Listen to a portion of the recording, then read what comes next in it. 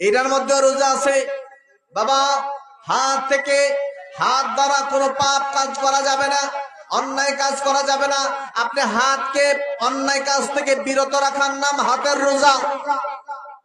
আপনার কল্পনার ভিতরে খারাপ কোনো কল্পনা ঢুকাইতে পারবেন না।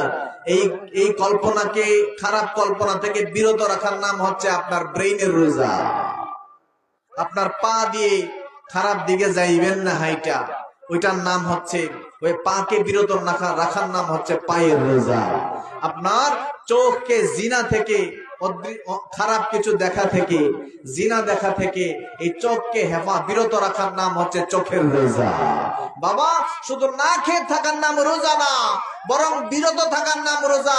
আপনি সকাল থেকে সন্ধ্যা পর্যন্ত, সুবে সাদিক থেকে মাগরিবের সময় পর্যন্ত না খেয়েও থাকবেন, পানিও খাবেন না, খাবারও খাবেন না। আপনার জবানকে হেফাজত রাখবেন, চোখকে হেফাজত রাখবেন, হাতকে হেফাজত রাখবেন, পাকে হেফাজত রাখবেন, ভাবনাকে হেফাজত রাখবেন, আপনার কল্পনাকে হেফাজত রাখবেন। পুরো শরীরটাকে অন্যায় কাজ থেকে, আল্লাহর অপছন্দ থেকে বিরত নাম রাখার নাম হচ্ছে রোজা। বলুন সুবহানাল্লাহ।